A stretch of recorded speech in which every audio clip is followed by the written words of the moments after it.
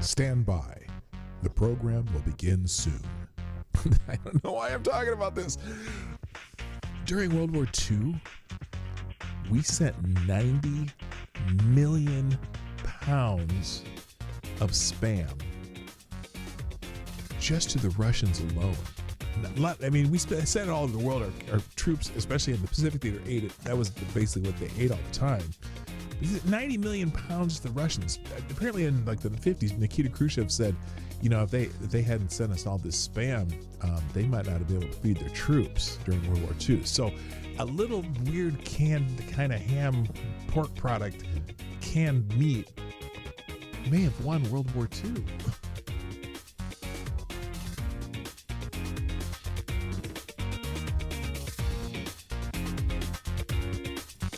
And the Fed is trending on X. And I wasn't sure why, and I'm still not 100% sure why, although part of it is because of this building that they're renovating. They're supposed to be renovating one of the buildings at the Fed, right? And the other day, Donald Trump came out there with Jerome Powell, and they're talking about how the renovation of the building was kind of a little bit over budget, okay? First of all, the numbers on this are crazy. They wanted $2.something billion to renovate a building at the Fed. $2.1 billion. Well, this is $2.5 billion. But they're over budget by over $1 billion for one building. They're over budget over $1 billion for one building.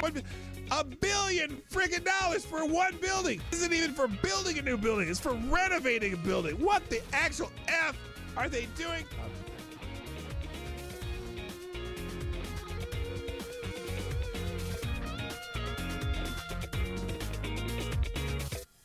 If after a night of filling your rectum with vodka from a turkey baster, the cops find you changing a flat in the cereal aisle of a Piggly Wiggly and ask how much you've had to drink, and you say nothing, are you lying?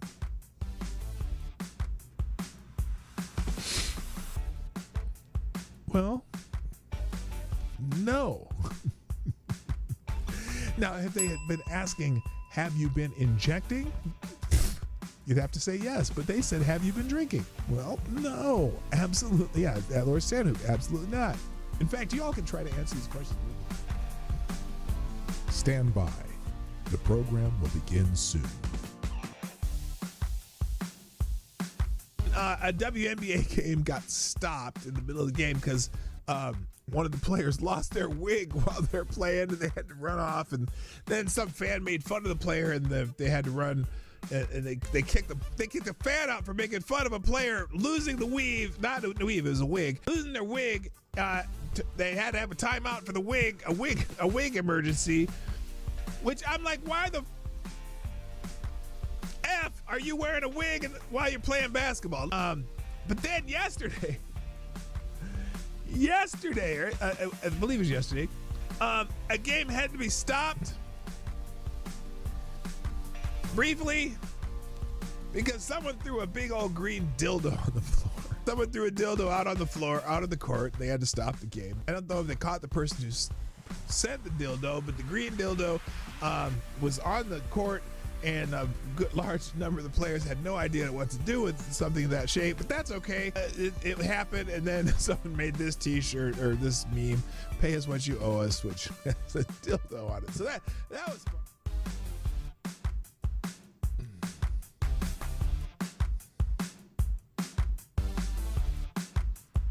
Hey, you know what the really good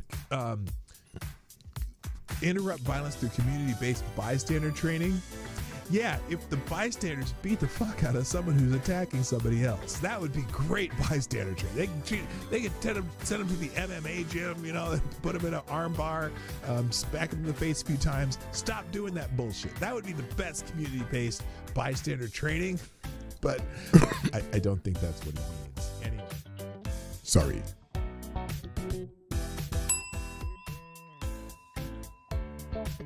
And then the other one, they'll go back all the way to Dylan Roof. Dylan Roof's the other one, which, does anyone, okay, let me ask you something. A lot of you are right-leaning on the right. Is there anybody in this that you, anyone you know of?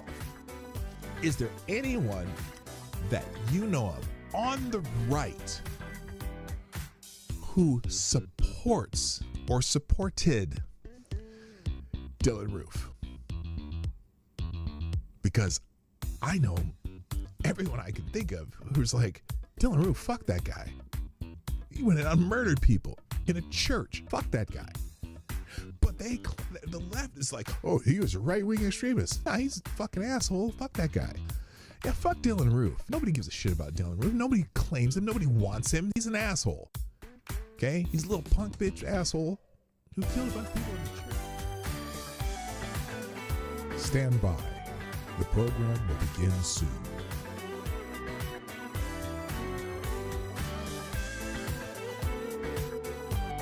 Reverend Robin Bartlett of First Church of Sterling, Massachusetts, uses John 1:14 of the Bible to justify why she brings her 11-year-old son to drag shows. This is what we're getting in the Rainbow Church. The Rainbow Church aren't exactly hiding. That's true. The Word became flesh and lived among us, and my body, your body, their bodies are home for the living God. That is why I take my 11-year-old boy to drag shows in the summer with my friend and fellow church leaders, Kate, and her 11-year-old boy. Especially if you're a man, bodies can be celebrated and played with. That's her message. What the fuck?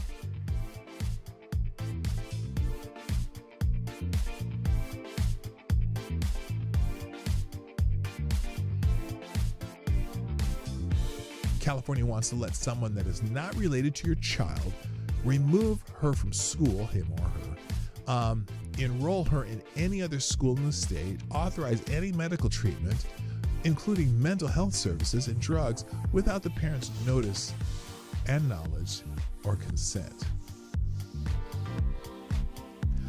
Can you see where that might be a problem? This is not fear-mongering. I'm not being hyperbolic, she warned. These are unintended consequences, and it is terrifying. They are unconscionable or unavoidable.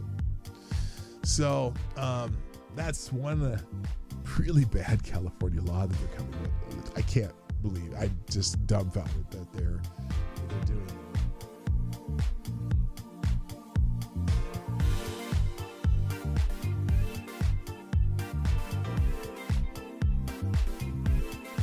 Now this is interesting. That new mayor candidate, the leading Democratic mayor candidate for New York City mayor, Damme, wants cops to stop responding to attacks on Jews. And by the way, Jews in New York City are victims of the majority of hate crimes. Not a plurality, but the majority of hate crimes against people in New York are against Jewish people. And you know, especially the religious hate crimes. Anyway, 345 hate crimes in New York City last year, more than all other minority groups combined, according to the New York Police Department data. Anti-Jewish crimes accounted for 54% of the 641 total hate crimes reported to police in the city in 2024. Since the beginning of the year, 60% of the 123 recorded hate crimes have targeted Jews, according to the New York Police Department. Well, Zohran Mamdani, the radical Islamist and leftist terrorist supporter, has proposed that New York Police Department not respond to hate crimes, instead that they be handled by social workers. Either this shifts resources away from responding to attacks on Jews and moves away from having law enforcement deal with those attacks, and instead has his political leftist allies deal with them by burying them. Right?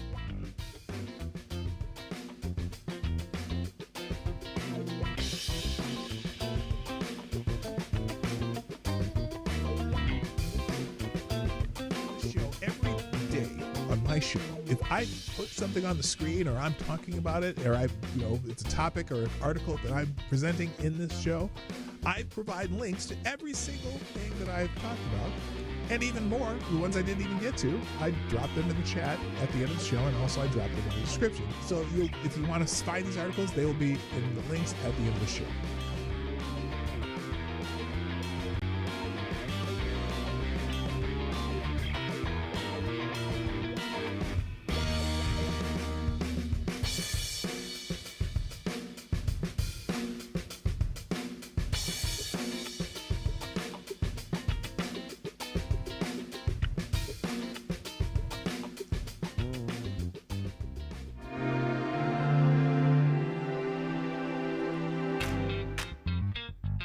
Ladies and gentlemen, coming to you live from the Lucky Dog studio in a hidden location somewhere in the upper Midwest of the United States of America, it's a brother making his own way but with all the wrong opinions. Welcome to the Morning Night Live with your host, the one and only Dawg Knight. Hey, hey, hey. Do you like this jam? Happy Funky Friday. Hey, everybody. Good morning and welcome to the Morning Night Live. Why can't I hear myself? There we go. Good morning and welcome to the Morning Night Live. I'm your host, Marty, also known as PDawgKnight on the internet. And I see a couple of names in the chat that I don't see that often. I'm glad you're here. If you're coming over from Monkey Show, well, why aren't the rest of those guys over here? But anyway, hi, how you doing? It's Friday, Free for All Friday, which means not as organized as I normally am. Yeah, that was a joke. So anyway, hi.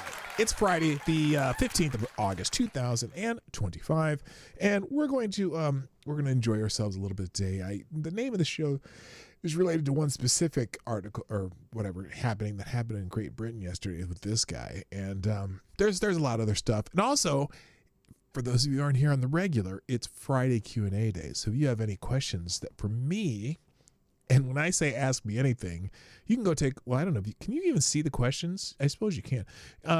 Yeah, ask me anything means anything, and as you'll find out, anything. Especially a couple prolific question askers, which was that was a weird thing. Question askers? That's a weird, even a phrase to make, isn't it? Anyway, let's say hi to everybody and get this thing going, because. First in the chat today is our good friend Avocados Diablo. Things are right in the world. He gets the bell. Congratulations. He's been on the spot lately, and he's been taunting the rest of you by putting multiple posts in the chat before you even get here. He's just messing with you now. Also, good morning to the Pope. Pope Tyrannius III, the Blessed Lich, with the inspirational message of the day. Blessings of the divine dead be upon you all. The sun is bright and the air is warm, so enjoy the day. Well, thank you, Pope Tyrannius. Appreciate it. Also, good morning, Hoko Sports. What's up? I don't know what's Crazy Fast. I'm not sure. Also, oh, you mean Avocados Diablo? Yeah, he's Johnny on the spot.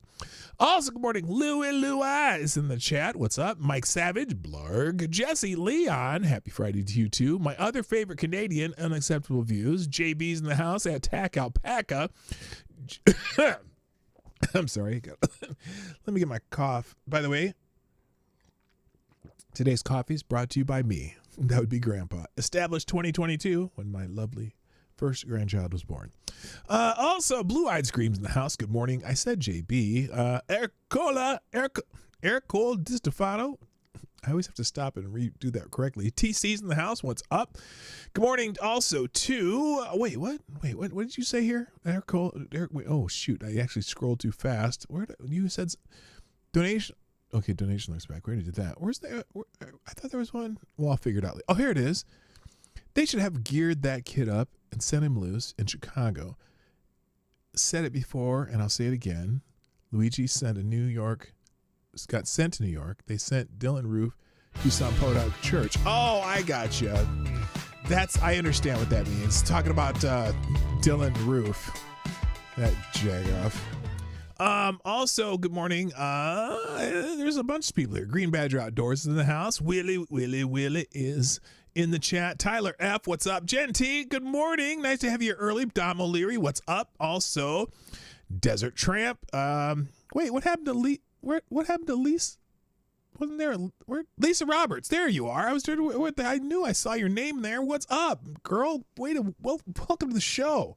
I don't know if you've even been here before, but you're here now, and I hope you enjoy it. So there you go.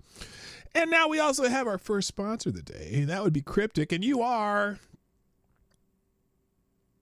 Johnny. Wake up, Johnny. You are the new Streamlabs Superstar sponsor of the day. Dropping a 6 spot. Got a little Got a little Van Damme dance in there for the ladies. That's for the ladies. Cryptic says, I heard TC got shoved between a liberal woman's tits in London and hasn't been the same since. He's now yelling Allah Akbar in his sleep. Something about complaining about Jewish people. Yeah. Yeah, this dude. We'll talk about that. You may not know what he's talking about, but there you go. Anyway, thank you. You are the Streamlabs Superstar sponsor of the day, which is the largest donor of the day. And then there's also the other one. It's the largest donation also gets a special dancing gift thing, something, but that one was specific, so that's what it got. Also, somebody else, Tyler F's here. I said that already. I said Desert Tramp. Anna Lynn, what's up? Good morning. And yeah, there you go. So we got a bunch of people here to start, and only 13 likes, so that's kind of disappointing. People, get on it. Thank you. All right, shall we begin? So let's get into some stuff. Daily on the daily, if you're new here, or if you're just watching and lurking, we talk about the thanks to people who shared the show. That's important. Let's do that real quick. As I scroll down to the first one, which is usually, if I am correct, what's that notification for? Oh, okay, that's my wife going in and out of the house.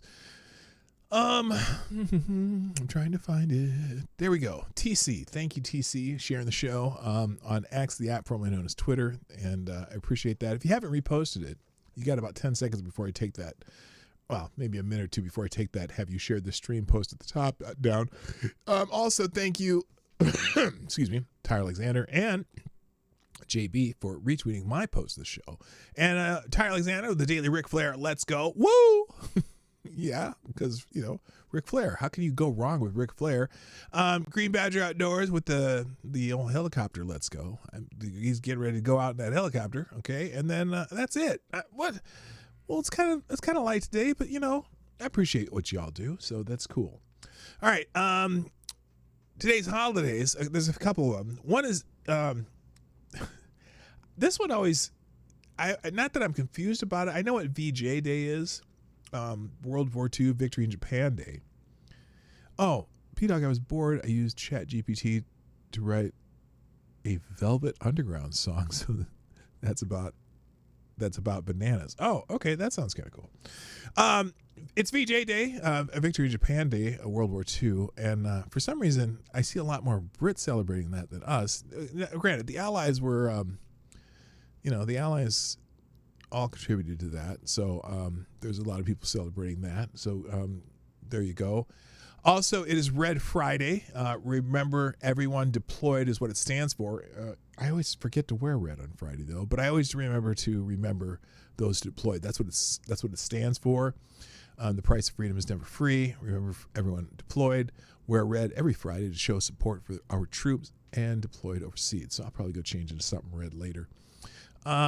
And for some reason, this young lady decided to post that, so I'll put that up for Avocados Diablo, just so you can see at least some eye candy. I mean, that's kind of his thing. So, and then how about those Chiefs? So that's not having anything to do with Red Friday. All right, let's move on. Other holidays today. It is now this is the weird holidays. Some of them pop in here now and then. For example, National Sleigh Day. I don't know who came up with that crap. National Relaxation Day. Little baby there relaxing in the pool or a simulated pool. Chant at the Moon Day. What the hell? Hello, Rick Ashbringer. What's up? Chant at the Moon Day. Let your inner wild child out and howl at the moon with friends under a starry sky. Let's embrace our primal instincts. I don't even think it's a full moon tonight, is it? I don't know. National Back to School Prep Day. And get your moms, dads, get your ass to Target, I guess. That's what that means. National Lemon and Meringue Pie Day. National Leathercraft Day.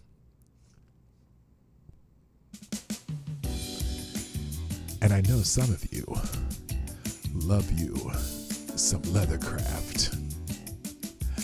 Just saying. Oh, yeah. You know you do. No SpongeBob Day. Don't miss out on the special No SpongeBob Day party. Join all your friends at Bikini Bottom for a fun-filled secret celebration. What the hell? Who came up with that shit? Hello, monkey. What's up? Thanks for inviting people over. I appreciate it. There's a couple people here that came over from your show. Appreciate you, brother. Hawaiian Shirt Day, St. Mary's Day, and World Greatness Day, Indian Independence Day, National Jean Day. Not the kind that Cindy Sweetie was wearing, though. That's for any.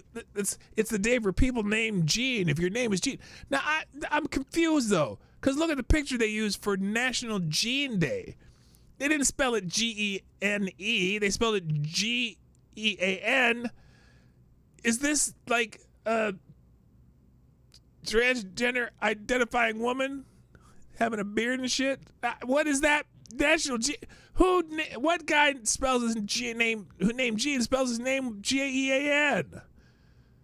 None. It's also National Philip Day. Now that is a little more appropriate. There's some brothers named Philip. It wasn't Uncle Phil. Uncle Phil from French Prince of Bel-Air. He was a Philip. So there you go. And the Assumption of Mary, which I also have there. Today is the feast of the Assumption of Mary. You know me and my Catholic holidays. I'm not Catholic, but I always point them out. August 15th is the Catholic feast of the bodily Assumption of the Blessed Virgin Mary. She is risen and was assumed into heaven with Christ. So anyway, apparently this is the mass of her death, I guess, or something like that. I don't know. But over in Malawi, these are members of the Legion of Mary, a beautiful Marian parade. Happy feast of the Assumption of the Blessed Virgin Mary. So some of these countries, man, they get all out on the blessed feast of the Assumption. So here it is. Oh, wait, what? So here it is, 1950 to 1925. It's been 75 years since His Holiness Pope Pius the 12th pronounced the dogma of the Assumption of the Blessed Virgin Mary, body and soul, into heaven. The night before he made this pronouncement, he privately saw the sun repeated stance in the Vatican garden. I have no idea what that means. JB will tell you what it means. He knows all the Catholic shit. All right. And also, finally, we have one celebrity birthday that I had to mention today. Today is Gary Larson's birthday. Well, it was actually yesterday, but, close enough. Gary Larson, the writer and creator of the Far Side cartoons, which was one of my favorite comic strips in college. It's usually a one what do you call those? One panel cartoon, and usually very funny. For example, this one's awesome. Look at this shit. This is hilarious. The guy ticking on a missile, and this guy's gonna do that.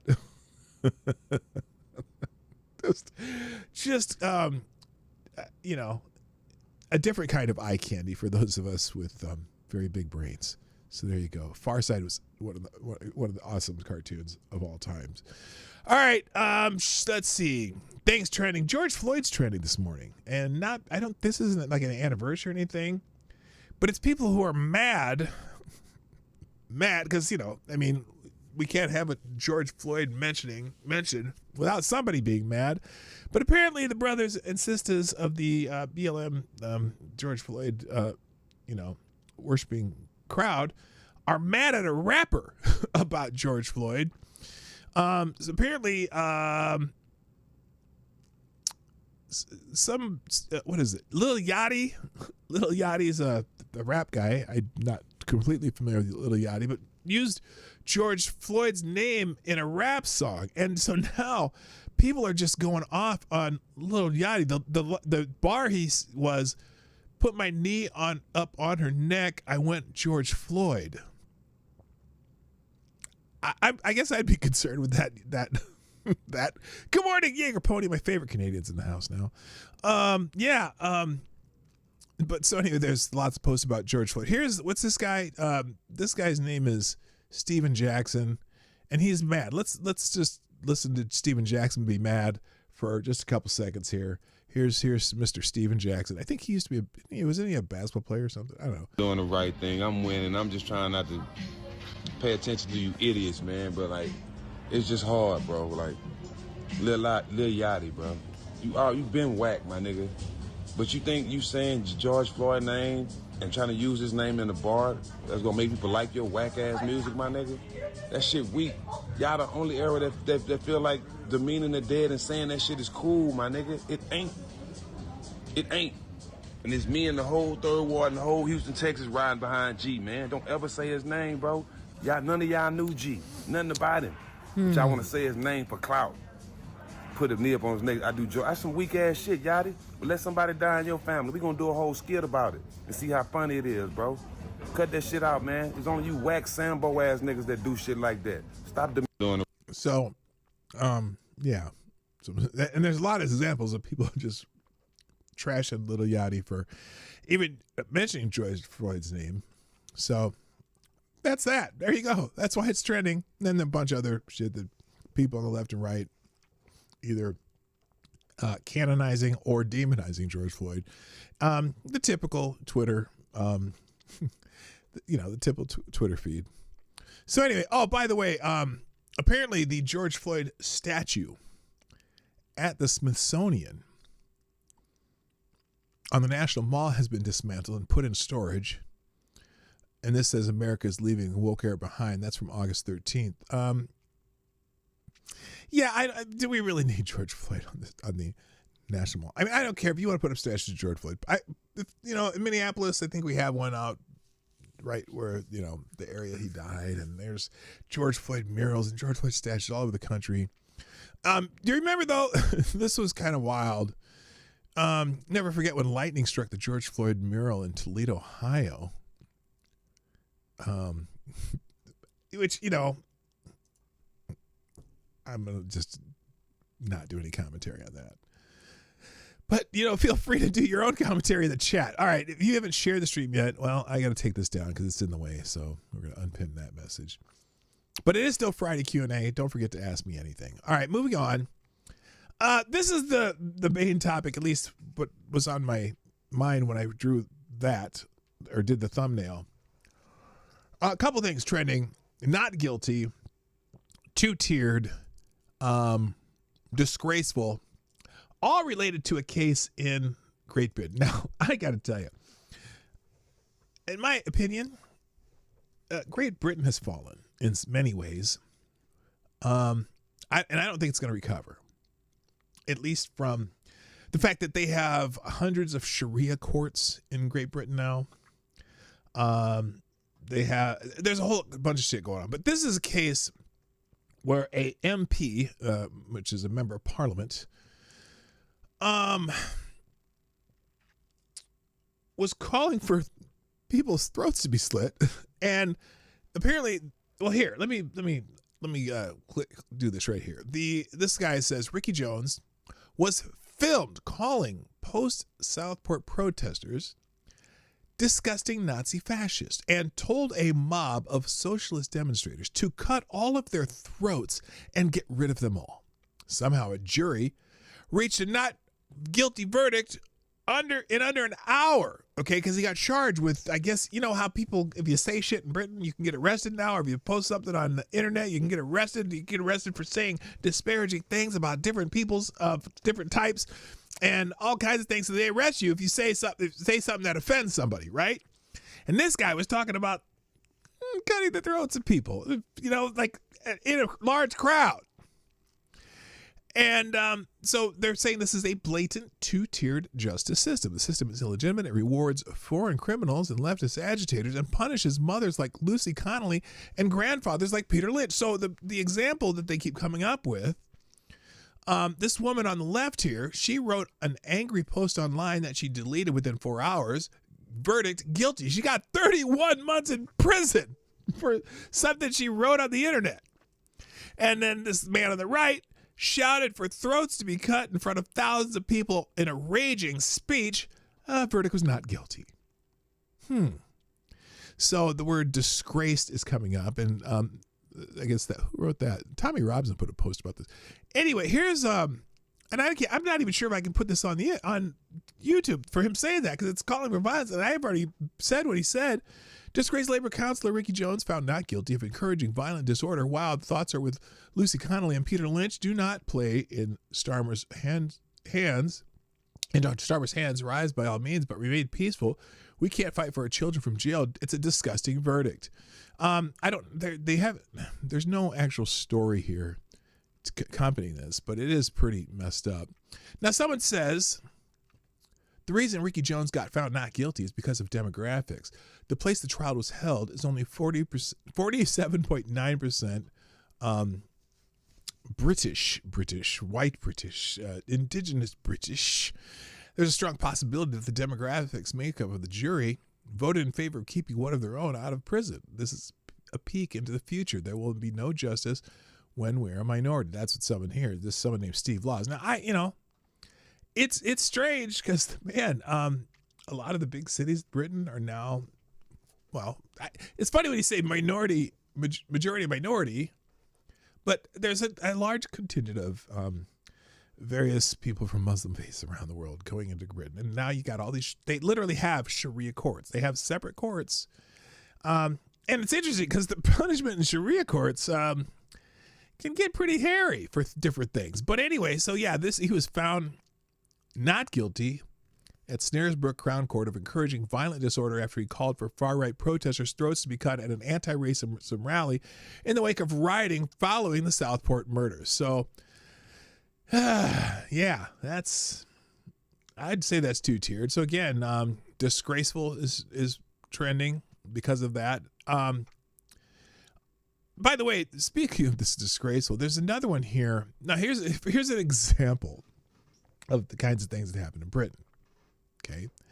And this is from a post called Britain is Broken. So just as we are all up to speed on what's happened tonight in Canary Wharf, an illegal migrant who resides in the Britannia Hotel has walked uninvited into a blind woman's home and was promptly chased out. Okay, got that? He was then detained by locals until police arrived, who then let him go as if it is not an offense, apparently. Okay, so he breaks into this blind woman's house. The people stop him, try to call the police. Police get there, let him go. Then, after a flash protest had started outside the hotel, the police used a dispersal order to arrest a local mother who refused to leave the protest. And just to top it off, just a little over an hour ago, the girl who chased the illegal out of the blind woman's house has also been arrested. What the hell? Hello, Renee Mayette. This is a blatant and disgusting display of two-tier policing. Time and time again, they've shown us that they are not on our side. How and when does this end? So I hear stories like this all the time.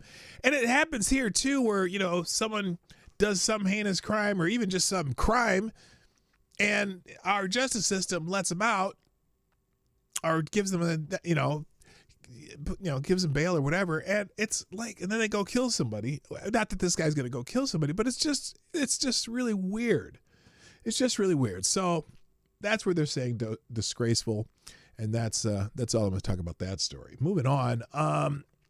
No Kings is trending. Yes, people are talking about Donald Trump again because they're trying to say, no kings here, and we're not no king. He can't be a king. He's trying to be a king. He's an authoritarian. He's this and that. And look, some of the stuff he's doing now, I question often. And then I see people that are in support of some of the stuff he's doing. Like this, let's take this thing in Washington, D.C., for example, where, they said they're going to take over the police force and federalize whatever in Washington, D.C., which is invoking a certain, invoking a statute that is on the books, okay? That they have the power to do if something bad happens in Washington, D.C., right? But, I'm a little bit overzealous policing and stuff, whatever. But there are a lot of people in Washington, D.C., residents, who are like, oh my God, thank God he's finally doing this. The people who are saying that crime's down 26% are lying their asses off. And in fact, it was 2 years ago when Kareem, whatever her name is, Jean-Pierre, the former press secretary, was talking about how they were lowering the like offense tiers of a bunch of different crimes, basically making some of them not crimes. And so it's interesting. They lowered the tiers of all these crimes. Well, and now they're saying, oh, well, crime is down 26%. Maybe it's because they changed the laws to make it some things not crime, and the police are not reporting it. We went through yesterday how a couple of people have been fired because they were not reporting everything. So the idea that crime is down is really just kind of a statistical magic trick, right? And so a lot of the people in DC, I'm seeing videos, a lot of videos from people from DC, and I don't mean just white people. I'm talking the brothers in the hood are going, yeah, man, I'm glad they're finally cracking down on this shit. So I don't know. If it's justified or not, that's going to play out eventually. But a lot of people are talking about no kings, right? No kings. And so a couple of them is that Gavin Newsom. Oh, Gavin Newsom. I don't know if this is his official press office, but his press office put this picture out. I'm like, wait a minute, no kings. But then they apparently this press office is right now doing everything they can to taunt Trump. Now, I don't know if this is the official press office, by the way. This might just be a troll account, Governor Newsom's press office, but it has a blue check mark, and the account itself, says it's the official press office of Gavin Newsom. I don't know if it's true, but they've been typing in all caps and making Trump-like posts for the last week. And that sounds like Gavin Newsom, because Gavin Newsom will troll Donald Trump every chance he gets. But, so anyway, let me get this straight. Democrats staged no kings protests all over the country, but now kings are suddenly fine. Oh, totally makes sense. You just make this shit up. Well, I think they're trolling. I really do. But again, why on earth would it be? Trump warns of economic disaster if court strikes down tariffs. The president's quote about billions of dollars collected so far from tariffs. That money would be at risk if the White House loses the legal battle. So someone says, why on earth would it be an economic disaster if the court upholds the law and strikes down Trump's tariffs and gives that tariff-wielding power back to Congress where it belongs? That wasn't a disaster before the tariffs. So why would it be after the tariffs? No kings. Someone did this. Obviously AI generated photo of Gavin Newsom. So anyway, quite telling that the left can never muster massive anti-Trump rally in Washington, D.C. without the help of NGOs and buses. Those No Kings organizers are total astroturf clowns. Yeah, they do have a tendency to pay people and shit.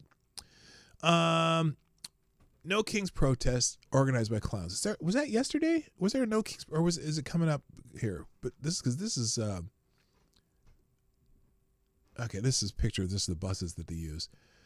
Here's a No Kings protest in Portland, Oregon. Let's see what this guy says about this. Hang on, let's play this real quick. This is a guy talking about a No Kings protest in Portland, Oregon. Shocker. An anti-Trump protest in Portland? No, that can't be. Anyway, here. So this is what you guys want the country to look like, huh?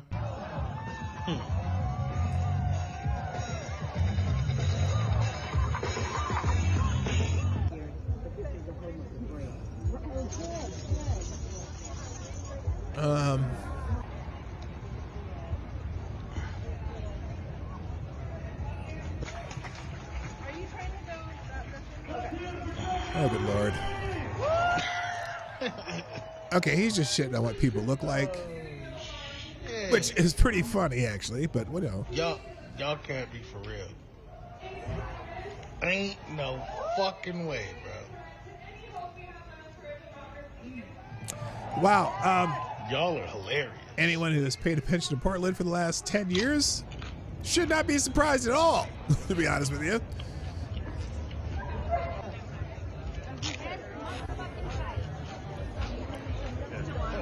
It's funny because there's a little protest in my town every Wednesday, and they usually move from one major intersection to another. Like one week they'll be at one major intersection. There's like 3 major intersections where I live because it's a small suburb.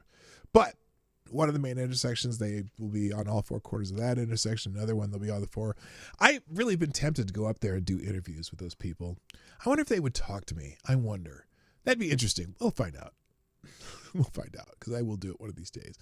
So anyway, no kings protesting. Yippee. Or, excuse me, trending. Also, what's going on? Alaska is trending. Now, do you know why Alaska is trending? Because Donald Trump is going to Alaska to meet with none other than Vladimir Putin, who some say is his boss and some say, well, I don't know what else people say. But while, which is stupid because, yeah, that's a whole thought process thought together by Hillary Clinton, and now we know Adam Schiff, who tried to make this big Trump-Russia connection. We're starting to see the truth on that. But anyway, he's going to Alaska, and apparently there is a lot of protesters in Alaska, and this is one of the protests that happened. Right here, there are people in support of Ukraine. See a lot of Ukrainian flags, which is kind of interesting. These are protesters along the streets of, I'm assuming, Anchorage. Let's see if we can catch one of these signs. Let's try that one. Alaska, okay. I know what that is. I stand with Ukraine. Really? Okay. That's interesting. Honor the promises. Interesting. What's that one say? D-Day. Something veterans stand against fascism. Oh, nice. That's cool. Stand up Alaska. So yeah, there's all the protesters came out to protest Donald Trump and probably Vladimir Putin. So anyway, breaking: Donald Trump lands in Alaska. Oh, this is obviously a Photoshop or AI picture. Ready to negotiate with Vladimir Putin. See what they put some knee pads on him. Oh, isn't that sweet? Protesters arrive in Anchorage, Alaska, waving the Ukrainian flag as a clear indicator that the U.S. stands 100% with Ukraine, no matter what Trump says. To Putin today, Slava Ukrainia. You know what? I say that's for the Europeans to determine, not for us. Anyway, the reason he's going to Alaska is they're trying to. Oh, by the way, here's a couple articles on this, by the way. Trump, Putin, and Alaska summits more about the Ukraine war. Although the stated purpose of today's Trump-Putin summit in Alaska is to discuss how to end the war in Ukraine, the meeting will also be an important demonstration of how Trump is restoring America's leadership on the world stage and establishing himself as one of America's most powerful and influential presidents. Now, obviously, this person is very pro-Trump. American greatness is definitely on the right. Just if you didn't notice, if you couldn't tell from the beginning, which, nothing wrong with that. Even though I think Trump's a bit of a jackass, I still support him in most things. Trump's critics predictably claimed Putin manipulated him with his proposal to hold a summit to stop the crippling energy sanctions that Trump was about to impose on Russia and to buy time to continue the war. See, Trump is such a Putin puppet that he was going to put sanctions on Russian energy.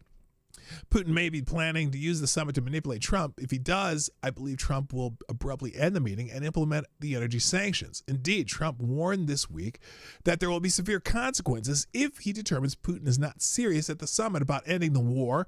It is clear that in recent weeks, Trump has become increasingly angry with Putin for defying his diplomatic efforts to end the war.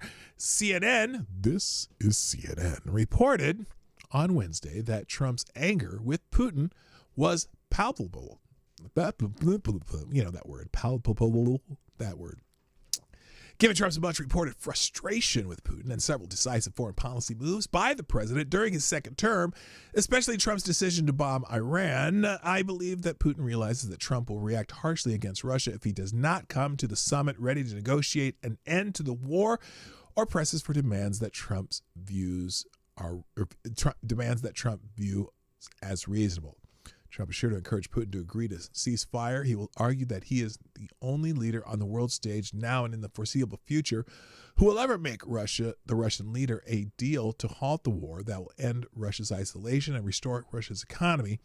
This is consistent with Trump's landmark speech in Saudi Arabia last May, where he said America should no longer have permanent enemies and that he wants to promote a new world order of global security through trade and prosperity. So, And there's lots more in this article. I'm not going through the whole thing, but yeah, that's kind of that's the gist of it. Now, the Daily Wire, they have this stupid. Well, the archive article is good. Okay, here is the Daily Wire's take on this. Again, another more on the right source, but the left sources are all just there to trash Trump. What you need to know ahead of Trump's Putin-Alaska meeting. They're set to meet face-to-face. Why? There's been a clear retake. Trump has been clear since retaking office in January that he wants the over 3-year-long war to come to an end. The meeting is an effort to make progress after months of unproductive phone calls, missed deadlines, and numerous calls for action. Secretary of State Marco Rubio says the meeting is a way for Trump to see Putin face-to-face and assess whether he's serious. The president feels like, look, I've got to look at this guy across the table. I need to see him face-to-face. I need to hear him one-on-one. I need to make an assessment by looking at him, Rubio said in a Tuesday morning interview. Now, of course, Trump's faced criticism for meeting with Putin before the Russian leader made any concessions to end the war. Still, Rubio defended the move, pointing to Trump's history as a deal maker.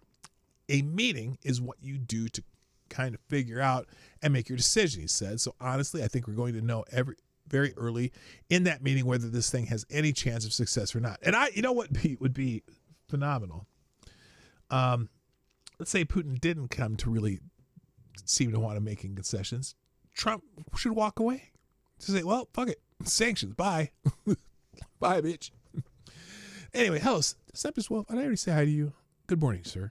Now, the talks will kick off Friday, 3:30 p.m. Eastern Time, 11:30 a.m. local time. So pretty soon now, later today. In the northern part of Anchorage, they will reportedly began with a one-on-one meeting between Trump and Putin, accompanied by only their interpreters. The length of the conversation will depend on the two leaders, according to Yuri Ushakov, Putin's foreign policy aide. Following the private session, the leaders will continue discussions over a working lunch where their delegations will be present. Then the tasks are expected to conclude with a joint press conference. So we'll see that later today. I would guess in the later afternoon hours where I live. PDawg, I don't want to push Russia further into China's arms. Yeah, no, I know. But we also they need to figure out how they're going to end that war. And, they're talking about Ukraine giving us some land. Ukraine doesn't want to do that. Now, the other thing that's trending about this, at least on X, the app formerly known as Twitter, is this guy, Lavrov. Lavrov's USSR. This guy came in a USSR sweater. Lavrov's USSR sweater in Alaska is a clear nod to the Putin regime's imperial ambitions. They're stuck in the past and want to pull Ukraine and Belarus back with them, forgetting we are free nations that will never return to their brotherhood. This is someone from, I think, Belarus? Yeah, Belarusian politician. Dictators cannot be appeased. Yeah, he came there wearing a CCCP shirt, which in USSR, if you this is how much the Russians respect Trump. The Ministry of Foreign Affairs, Sergei Lavrov, turns up the negotiations with Trump in a fucking USSR T-shirt. The Russians are laughing at America and the West. That's their interpretation. I think that's pretty bold of him to come in that. This is Lavrov's imperialist CCP message to the world as he comes to negotiate peace. Bumbling Trump doesn't realize they are making a fool of him. What do you think about that? I don't know. Ukraine is a pissant on the world stage. Don't care what they want. I just don't want my taxes to continue funding this bullshit. Yeah, I agree. And again, as Zelensky announced yesterday, I think, that the Brits, or the rest of the EU, not just the Brits, the EU has given him $1.5 billion to purchase weapons from the U.S. That's not going to get him very far, but I suppose it's a start. But anyway, so yeah, now Europe is starting to take on some of that responsibility of something that's happening in their backyard, which is fine. I fully support every country of the European Union to support Ukraine. Okay, but this Lavrov shirt is considered to be a mockery of the U.S. coming into this negotiation. So that always works well. We'll see if Trump finds out about that. And, the best thing you can do, maybe walk away from the table. I don't know. I don't have an answer. So in a couple tidbits before we get to Friday Q&A, because I'm going to get into that early today so I can take my time and enjoy the Friday Q. Wait a minute. It's Friday Q&A, people. Ask some questions. Throw some questions out there. Go look at the questions that are there and realize that it doesn't have to be serious, but, serious questions are certainly good too. So here a couple articles that caught my eye, and then there's a bunch more around here. And this is about another Subway situation. Now, when I saw the word Subway, as in the Subway sandwiches, I thought, oh no, are we going to have another Jussie Smollett incident? And then I was listening to Monkey this morning. He was talking about Jussie Smollett. I'm like, what's up with the Subway, right? But that ain't it. Apparently, a man has been arrested for a Subway assault. And I mean a Subway sandwich assault, as in he threw a Subway sandwich at somebody. And so he threw it. And apparently this guy was an officer who worked for the Department of Justice, so he's been fired. Attorney General Pam Bondi revealed Thursday that the man arrested after he allegedly threw a Subway sandwich at a law enforcement officer was a Department of Justice employee. Now, I don't know, allegedly. Maybe it was him, but the Subway sandwich absolutely got thrown. United States Attorney Gene Pirro of the District of Columbia warned in a post on X Wednesday that those who assaulted cops would be charged, referencing the man, Charles Dunn, who was arrested after the incident. Bondi announced in a post on X that the man worked for the Department of Justice, but he has been fired. Aww. I said, aww. If you touch any law enforcement officer, we will come after you, Bondi said. I just learned that this defendant worked at the Department of Justice. No longer. Not only is he fired, he's been charged with a felony. Now, where is it? There's a video of this guy. Where's this? Okay, hang on a second. I gotta find it. It's hilarious. I'm just like, what was this guy thinking? Let me see. X. And let's search for Subway. Give me a second. It did hit. It's battery too. Assault and battery. Hit him. Subway. Subway.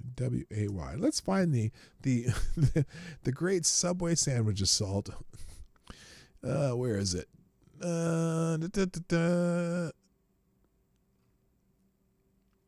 Okay, there's the Washington Post. There's a Washington Post story about this too. I'm gonna bet you that one's paywalled though. Is it? Oh, maybe not. Oh, it is. Oh, good God, I don't even know why. Copy AR. Because I'm wondering if there's a different take in the Washington Post than in, like, say, the Daily Wire. It was already archived. I want a video of it. Oh, is this it? Here it is. Subway sandwich guys, the American tank, man. Ridiculous of all tracks. I want the picture of him throwing the Subway sandwich. Oh, here we go. Here. I found it. I found it. So, here we go. So that's him being arrested. Look, right. Oh, wait. Look on the right-hand side. Okay, that guy standing right nose to nose with an official, a law enforcement officer. Watch. Motherfucker! In our city. They what? You see these fascists right here? Okay, right? here it is. Fuck you, fascists. Okay, are we gonna show it again? Because he still has this one. He still has the sandwich in his hand. He was a trans flag for I don't know what that means. Yeah, he still has the sandwich here. Studying about the Federal Bar Association. Okay, there he is. Is this before he throws the sandwich? This is from the other side of the street.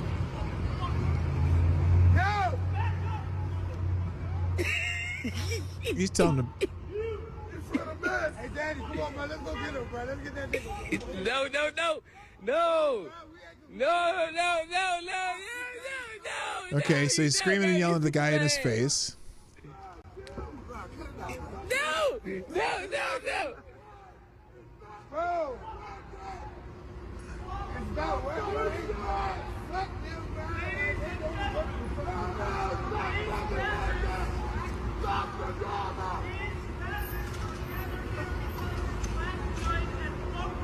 Little blue.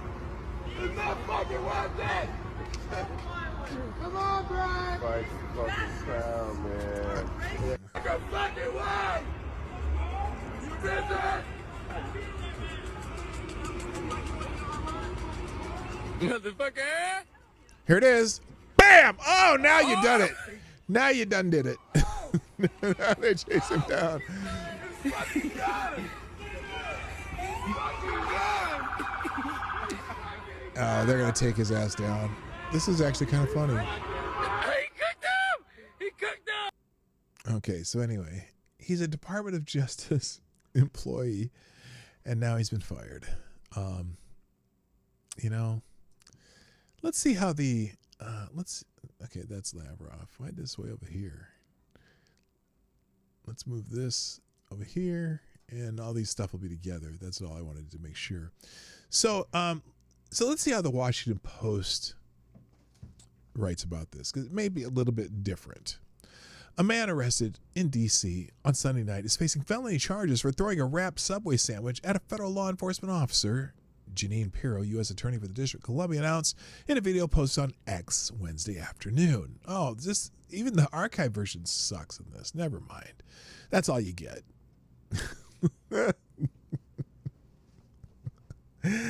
The only thing is missing is someone yelling something about this is MAGA country in New York City. The New York Post got into the act too, though. A DC native who filmed ex-DOJ worker sling a Subway sandwich at a federal agent speaks out. Oh, so this is the person who filmed it, and he speaks out. Let's see what he has to say. The Washington, D.C. man who filmed an ex-DOJ employee hucking a Subway sandwich at a federal agent on Sunday said the man caused a ruckus and even appeared to be ready to vandalize a government car before deciding to weaponize the hoagie.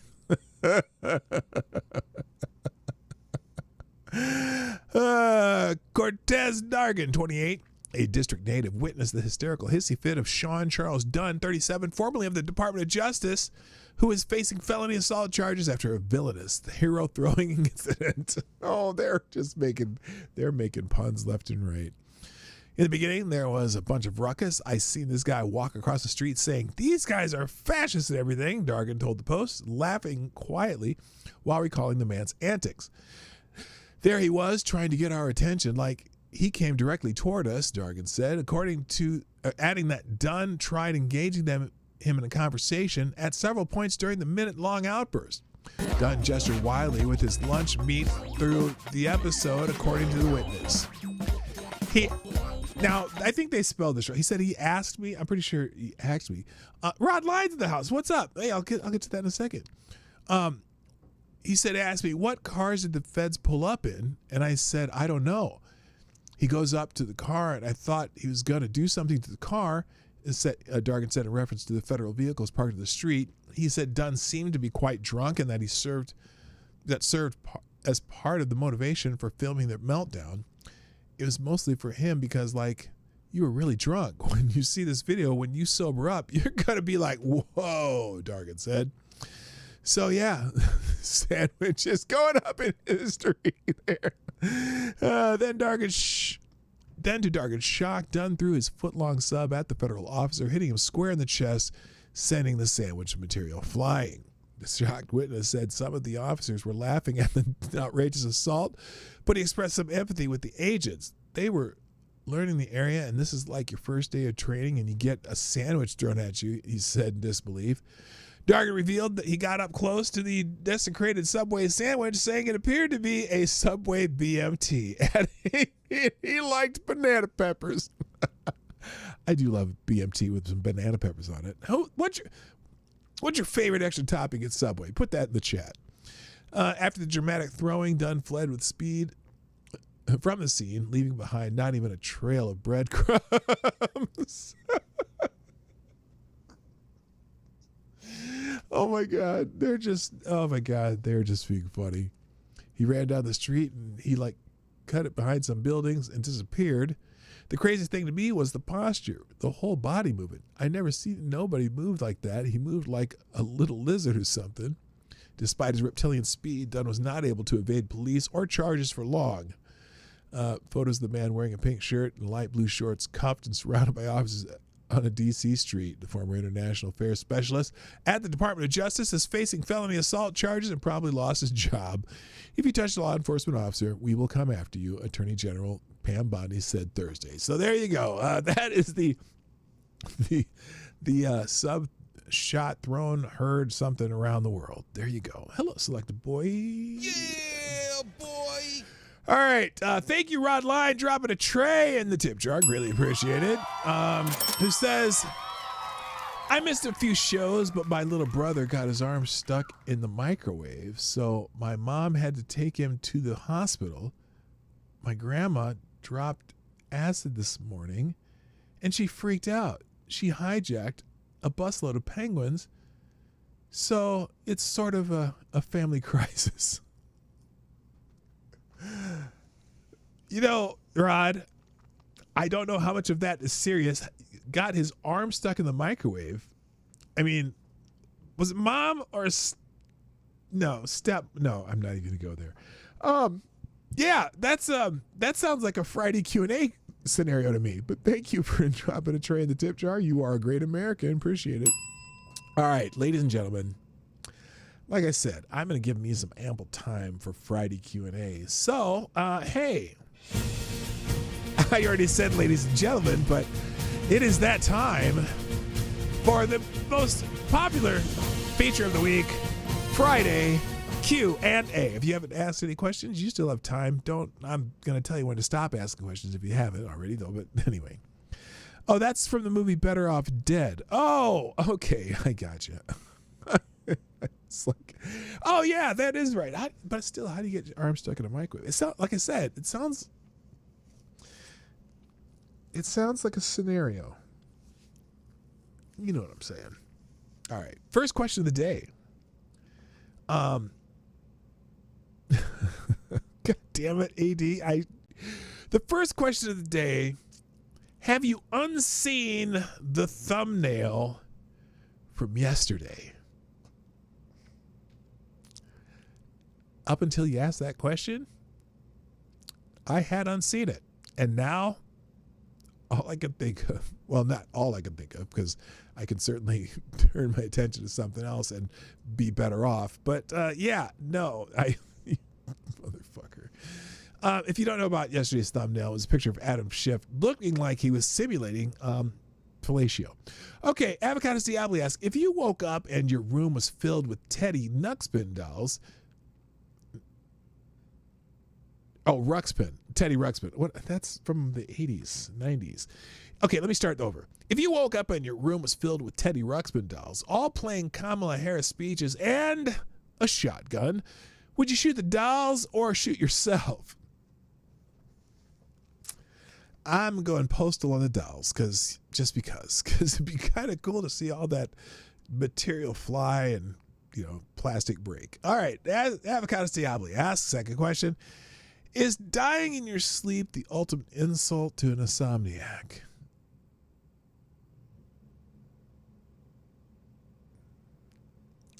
Wow. I suppose. I had a hard time answering the question because we had a dear friend of ours pass away a few days ago, and it's been a little tough for us. But yeah, she didn't die in her sleep though, but still. But yeah, I would say yes, that would be the ultimate insult for an insomniac. Avocados Diablo asks, speaking of insomnia, do you think in the UK, if someone says, I want to die in my sleep, that would be considered a hate crime if an insomniac heard it? Oh gosh. Yeah, the way things are going there, that'd be considered a hate crime. Avocados Diablo asks, if you woke up on a body of water with no land in sight, on an inflatable mattress with a can of spray cheese, a sex doll, and a 6-pack of Tab, How would you triangulate your position to get to land? Stars. That's all you need. What? Wait a minute. With a sex doll and a 6-pack of Damme. Oh my gosh. That'd be weird. Not like any of your other questions aren't. JB asks, what would your EMC name be, i.e. hip-hop nickname, if you were a DJ, for example? PDawgKnight would be sufficient because it's kind of, even though it's an internet name, I'm Marty, also known as PDawgKnight. I think PDawgKnight's a pretty damn good MC name too. Nice play on words. 3 Dawg Night, PDawgKnight, spelled like knight in shining armor. And I'm a dog, DAWG, PDawgKnight. That's a pretty good MC name, so I would not change it. JB asks, do you listen to the Velvet Underground? I'm familiar with the Velvet Underground.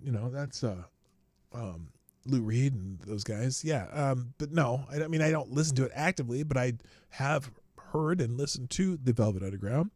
Avocado Diablo asks, do you think anyone has ever tried to smuggle toilet paper in their rectum? Well, it would save them a couple steps at some point during their journey, so why not? Avocado Diablo asks, do you think Lego, as in Legos, those things that you step on, will ever make an OnlyFans playset? My guess, there's some adult novelty store that already has one, but probably.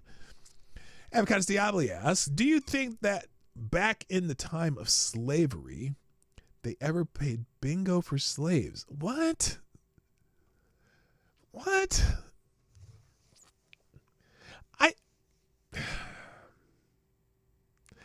It's possible, or some form of gambling.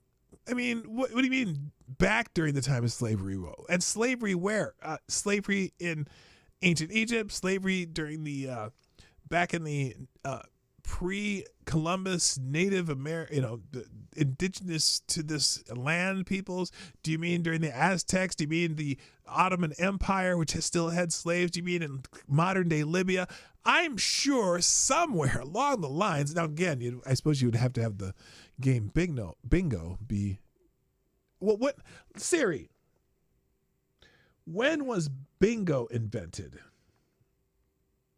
Bingo has its origins in Italy, where it was originally a kind of national lottery created Oh. to help the Italian government raise funds. The modern version of bingo was created in 1929 by Edwin S. Lowe, a toy salesman who lived Okay, the answer is no, because bingo did not exist during the time of slavery. So there you go. The answer is no. I had to look that up. The fact that I had to look that up is really weird. Okay, let's see. Avocado Diablo asks, do you think there will ever be a major band that is made up of nothing but people playing recorders and slide whistles? I'm pretty sure that's already happened. You realize, wait, key word there, major band. No, no, there will not. But there are bands. There have been bands made of people with recorders and maybe a slide whistle, because that recorders don't just come in that one size. Like there are different sizes of recorders that have different different range of notes. Like there's a bass recorder. Have you ever seen one of those? They're about a foot and they're about 3 feet long, and they're they're really thick. I'm going to stop talking about that right now. Okay, Avocado Diablo says, I thought assuming made an ass out of you and me. How come Mary gets a holiday for assuming things? Oh, good question. Or is it Pope Pius XII who made an ass out of you and me? I don't know. Assumption versus assuming, I think those being two different things. Avocado Diablo asks, if they made a reboot of Chico and the Man, how do you think they would cast the lead roles? Well, let's see. Chico. it couldn't be Isai Morales because he's dead. Probably Chico would be John Leguizamo. And the man, I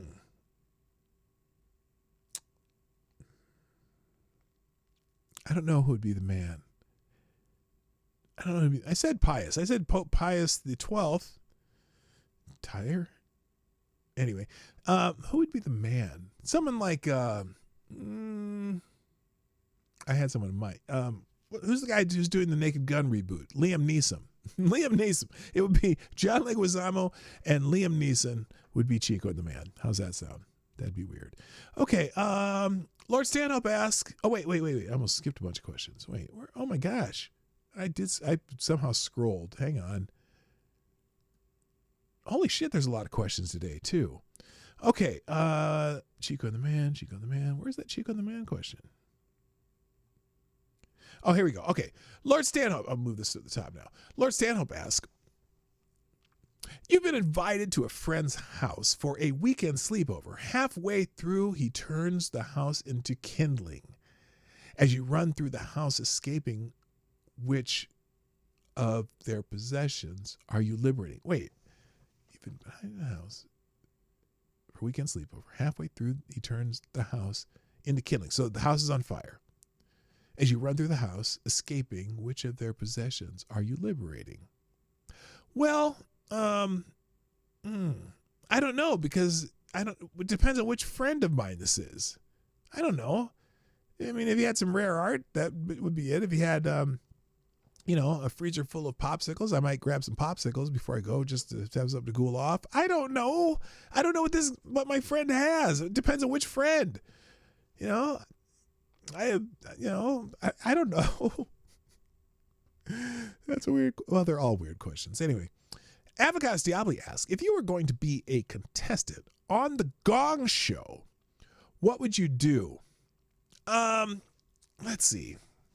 See, the thing about the Gong Show is you almost want to be gonged. Some really bad air guitar or juggling, or I'm not good at juggling, so that would be a good one. Just something that I sucked at. Because then you get gonged. That's the fun part of the getting gonged. Or that's the fun part of the show, getting gonged. You don't want to be too good on the Gong Show. All right.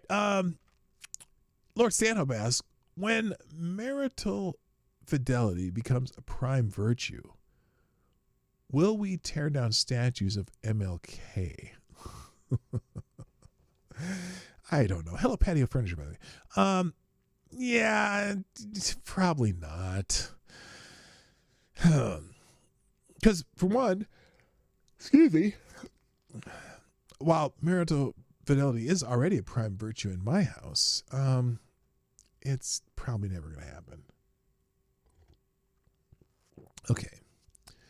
Avocados Diabli asks, do you remember Nicole Mitchell, one of your state senators that got convicted for burglary? Yes, I do remember. Have you seen the body cam footage of her arrest that came out? It is almost comical how bad at it she was. Well, funny you should ask. Let's see if we can find. Let's look it up. We'll add a new tab here on X, the app formerly known as Twitter, and see if that body cam footage is readily available. What is this, George? We'll put it right in front of George Floyd here. All right, X. And you said Nicole Mitchell, right? Nicole Mitchell body cam. Nicole Mitchell.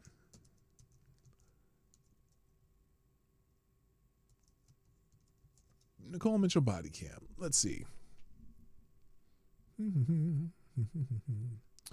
Okay, is this okay? Here it is. In a bizarre body cam video from July 1st, 2023, Nicole. Oh no, this is Nicole Max. That's not it. No, Nicole. Oh, wait. Did you say Nicole Mitchell? That's not her name, is it?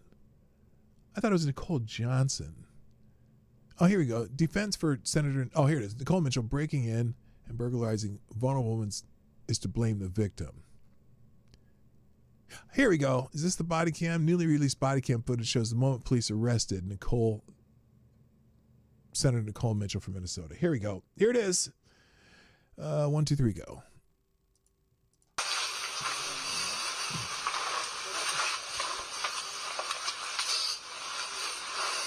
Is she hiding from them?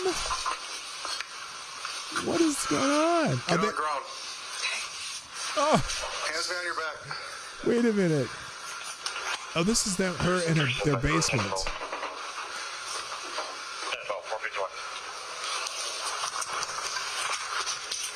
Carol? Yeah? It's Nicole. It's Nicole? Oh, Nicole.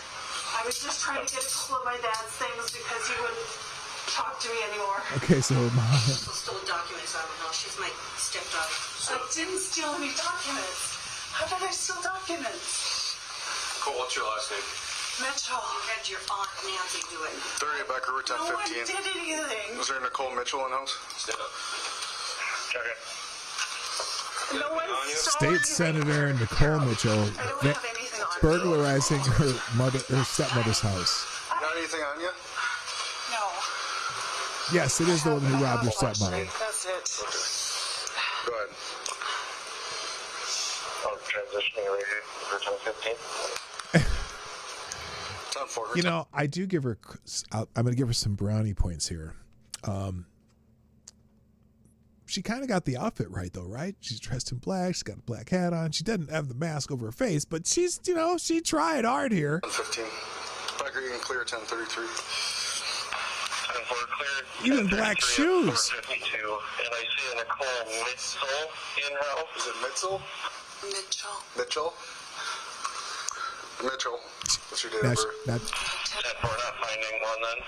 She didn't invoke the fact that she's a state senator yet. I don't know if she ever did. Is that what you're talking about, AD? Was that it?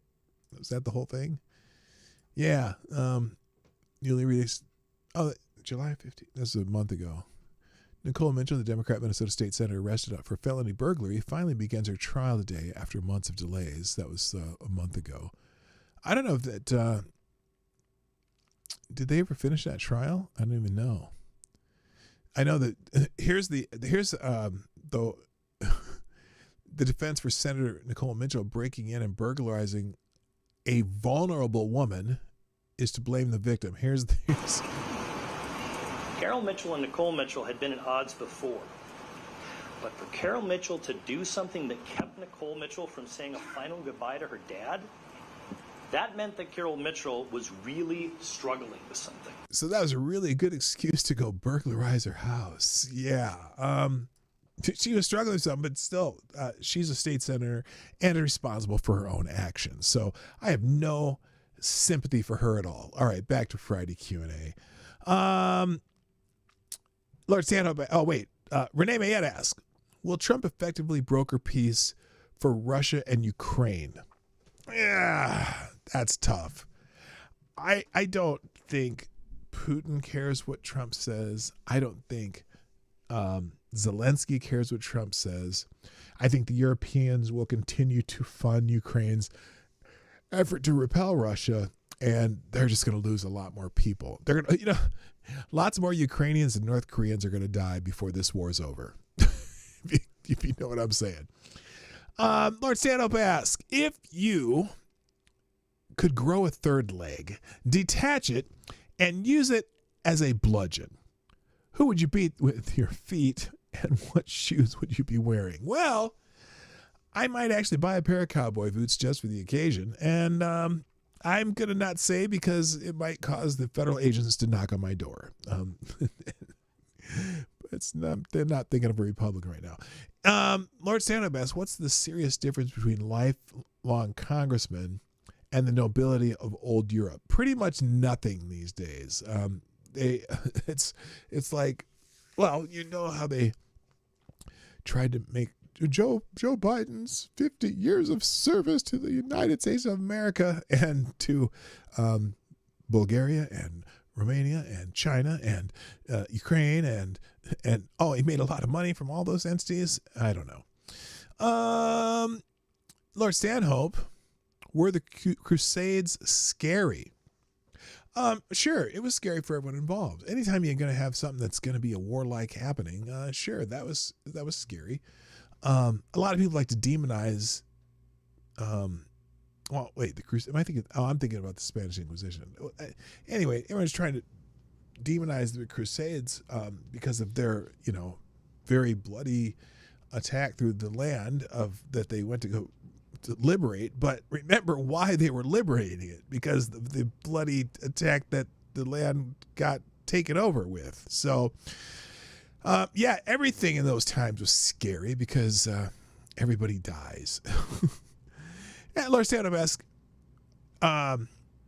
is there any starlet, singer, actress from a bygone era of whose part of life whose parts, I'm assuming you mean like to huff? No, because all of those starlets, singers, and actresses from bygone eras are dead, and that'd be really gross, like necrophilia shit. No, thank you. Okay. Lord Stanhope asks, they say one gorilla can take down 100 men, stupid men maybe. Extrapolating, how many gorillas do you need to take out a Bigfoot? Ooh, Bigfoot versus a gorilla. Now that's a good one. That's kind of like that's like Godzilla versus King Kong. You don't know who's going to win that battle. That'd be something. I'm going to say, only two gorillas, because that's just a gorilla versus a Bigfoot would be a very even match, in my opinion. And then Lord Stanhope, how many Bigfoots would you need to take down a Yeti? A Yeti and a Bigfoot are the same thing. So that's a one-on-one battle, kind of like if you put them in the octagon at a UFC battle, that would be just, that's an evenly matched fight. Lord Stanhope asks, except you'd want to do it in a cool place because the Yeti would be getting all tired out and hot and shit. Okay, Lord Stanhope, what's the sense of mocking America by invoking the ghost of a nation that collapsed under its own weight? Yeah, that too. Yeah, you're wearing that CCP shirt like, you guys sucked, and that's why you fell apart. But hey, be proud of being losers. Okay, Pope Tyrannus III asks, if Trump and Putin threw hands, who would win? I hate to tell you this. Putin would probably kick Trump's ass. Trump's not a fighter. And Putin, was a pretty decent wrestler and knows a little bit of jiu-jitsu and all that stuff. Putin would whoop Trump's ass in a hands-throwing fight. That's why Trump has nasty bodyguards and Secret Service. Annalyn asks, can a self-repeating Frankenats make socialism? In theory, sure. But then they would all starve. Dom O'Leary asks, okay, I'll be serious. Farts, funny or not? Now that you've answered yes, what's the funniest situation to snap one out? Well, yes, I'm glad you just, in my head, when you asked the question, I said, of course, farts are funny, especially at inappropriate times. There's a dude that has a fart noise machine that he carries around, and he walks down the street and then does these funny, makes a big show of pretending to fart and kicking the fart machine. That's there in random places. That'd be funny. Even, well, as I say, on an airplane or an elevator is also funny, but except unless you're the one who not the one who farted. So anyway, yes, all of the above. Lord Stanhope asks, how many Yetis would you need to beat a Wendigo? I don't know what a Wendigo is. That sounds like a nickname for a body part, but if I'm assuming they would be similar, or I don't know. Someone in the regular chat tell me what a Wendigo is. Tyrannus III asks, if you had to throw a Subway sandwich at someone, what kind would it be? I would throw a meatball for extra projectiles. The thing is, I wouldn't want to throw my favorite Subway sandwich, because I want to eat my favorite Subway sandwich. If I was just going to throw a Subway sandwich, it'd be one that I really don't care about, like the veggie one, the vegetarian one, or just a plain bologna, however you say that word, a bologna sub, that, I'd throw that. A meatball sub? No, I'm going to eat the meatball sub. I'm not throwing that shit. The only reason you'd throw a meatball sub, not for the extra projectiles, but for the sauce. You'd get a nice, splash pattern with it. But even then, why would I throw my good old meatball sub when that's some good eating? Wendigos are demons, kind of. Okay, I don't know. Tuna. Oh, yeah, maybe a tuna sub, too. Although I like tuna, but the tuna subs at Subway, I don't like Subway's tuna. So, yeah, I'd throw that, too. Lord Stand Up asks, in your honest opinion as a professional bartender, what is the best and worst fast food to beat someone with? Well, no, I think that Subway sandwich is probably a pretty good one. What else would you throw? What else would you beat somebody with that's good fast food? See, a Chipotle burrito, because they're kind of heavy. A Chipotle, or what's the other one? There's another burrito place. Qdoba, whatever, the burritos. Subway sandwich, yeah, that's pretty good. Jimmy John's has a 16-ounce sandwich, or 16-inch sandwich, like a big ass, giant sandwich. If you got one of those, like a gargantuan, it's a 16-inch gargantuan from Jimmy John's. You could knock the hell out of somebody with that. That's a heavy ass sandwich. So yeah, there you go. Lord Stan, wait. Oh, the next question. Avocados Diabli, what type of sandwich would you least want to throw at your? And when someone throws a sandwich at you, does it become your sandwich? I mean, it was still wrapped. Oh, hell yeah. If someone throws a sandwich at me, I'm keeping that motherfucker. I'm eating. But what type of sandwich would you least want to throw at your, assuming you mean enemy or nemesis, the kind of sandwich I'd least want to throw? Okay, there's a place here in town called ZZQ, and they usually have a special sandwich every Tuesday. I'm not throwing that at anybody. I am eating. I'm not throwing any good food at somebody. It's going to be bad food or just really weird food. All right. Lord Stand Up asks, if you had to eat an ape, how would you? What you got these? How would you eat way not something heart way something? I'm not eating an ape. Period. I don't even know what that question says. Oh my God. Okay, I got to go lightning round now because I thought I gave myself plenty of time for this, but apparently I did not. Avocados Diabli, do you think there are different classes for food-based throwing crimes? Is it worse to throw gyoza chicken at someone than a falafel? Well, the thing with falafel, if you get those cooked up hard enough, they could be pretty nasty projectiles. I'm just saying, hit somebody in the eye with a really overcooked falafel, that's gonna hurt. I'm just saying. Avocados Diabli, and what kind of sub did he actually throw at him? Why did they not tell me? Well, they didn't tell you, and I don't know. I'm gonna guess it was probably no. He said it was a BMT. They said it was a BMT. So yeah, they did tell us. Avocados Diabli says, speaking of food-based crimes, what is the best fish for fish slapping somebody? Oh, it's got to be something that's fairly portable. Like if you get a really nice size crappie, it's easy to handle, easy to hold on to because the tail and the body ratio is kind of different. You can hang on to that bad boy. Because some fishes, if you try to slap somebody with it, it's just you don't have enough handle, to keep hold of it. So there you go. Maybe like a carp. A carp would be good because those scales are really carp. A carp would be great. All right. Sucked Boy says, who do you think is the baddest man on the planet? Ooh, man. You mean like the tough guy?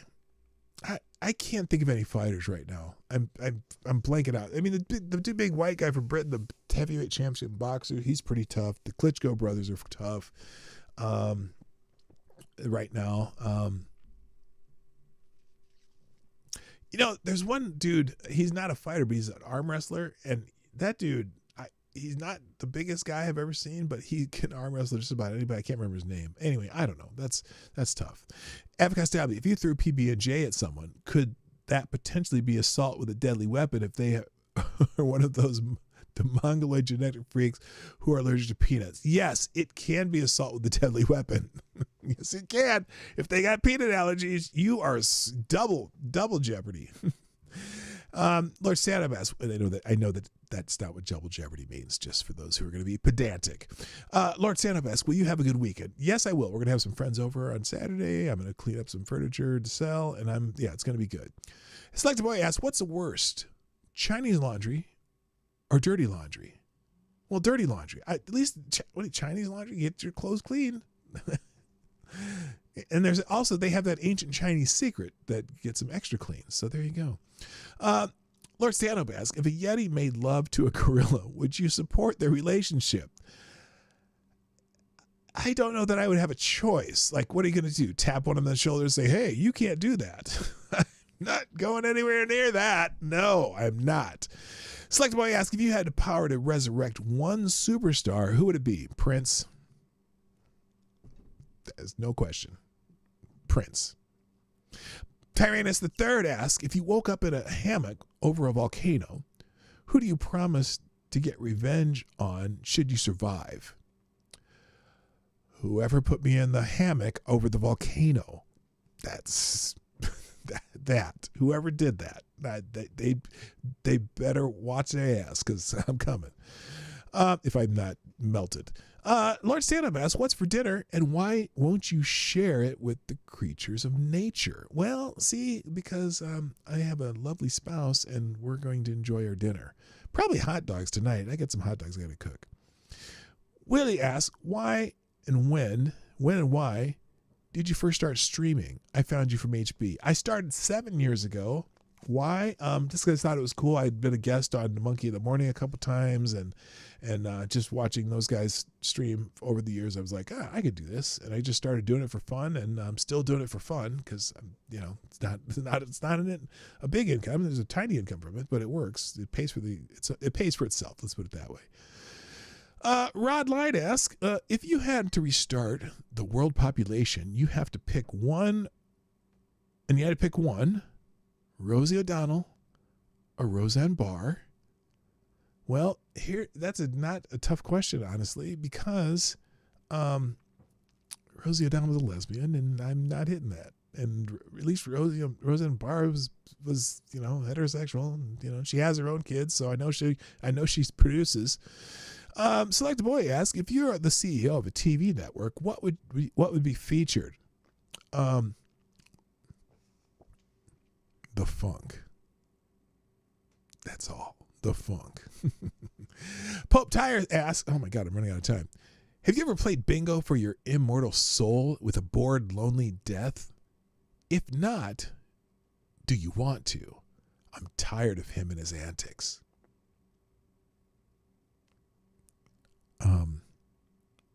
Tire. Let's just say I won. That's a little bitch. Select Boy asks, if others asked you to do drugs, what would you say to them? I say what I've always said my entire life, because I've never been into that, is I just say, you know what? I don't care if you do it, but it's just not my thing. That's always been my answer. Just not my thing. And usually I almost never had anyone try to convince me just using that line. You can do that. It's just not my thing. I'll go drink my beer. Don O'Leary asks, where did you leave my guitar pick? It's on the shelf in the dining room to the left of the picture of Grandma. Avocado Stiadley asks, do you think tortoise-drawn carriage were ever a thing? How do you think they come up with CPT? That's why. Those tortoises are unreliable as fuck. Select Boy asks, how can you tell if somebody can't cook to save themselves? Pizza boxes. Lots of pizza boxes. By the way, CPT is color people time. That's an old saying that black people are always late. We're not. Avocado Stiadley, okay, let me join in. How many koalas would you need to take out a blue whale? About 17 million, because they would just weigh it down and drown it, but it takes a lot to take out a blue whale. That's funny as hell. All right, no more questions, please. If you cooked a ham inside a turkey, inside a brisket, what would you call it? A ham inside of a turkey, inside of a brisket, a bristurcam. A bristurcam. Bristurkham. Bristurkham. You didn't think I'd be able to do it, did you? Ty the Third asks, you throw a Subway sub, who do you throw it at? Adam Schiff, his big head. JB asks, is this the last question? LOL. No.